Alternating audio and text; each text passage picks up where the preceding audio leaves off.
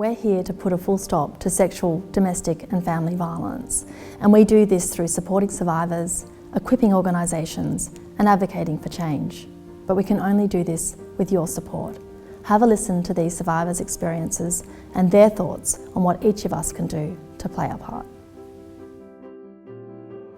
It takes such a long while to come to terms with things, particularly when it's abuse that happened since you were a child. Like, you don't know any other reality. No one should have to experience violence of any kind.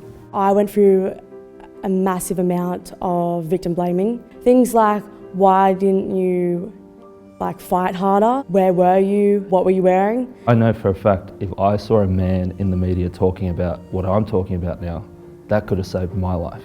So I could be for the little boy today what I needed at the time. I was told by my perpetrator that these incidents of unwanted sexual contact and sexual touching in the lead up to an attempted rape were my fault, and they were only happening because it was my idea. And the fact that I'd had a freeze response meant that I must actually want it. Every profession should be safe. And there's no difference whether I've been sexually assaulted as a waitress, working at the office, or as a sex worker.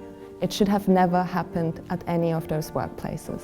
I also recently found out that I am autistic, ADHD and dyslexic. Before my diagnosis, it was really easy for someone to convince me that they pushed me because they are my friend, or this is happening to me because they are nice, and that it's actually me who is doing something wrong, and that I am impolite.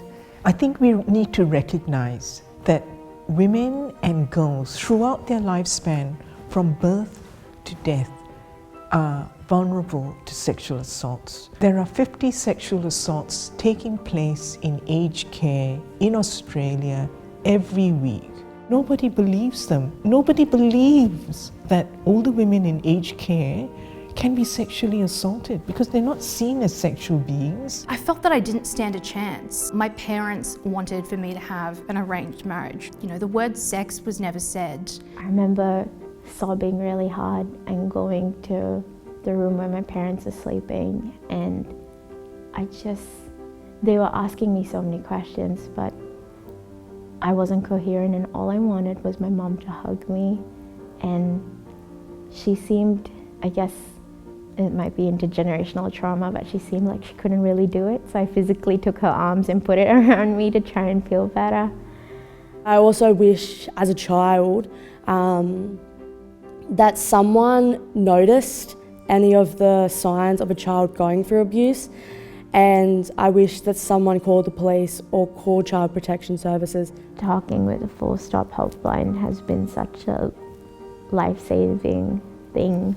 Flood society with help. There should be more centres for therapy than there are McDonald's.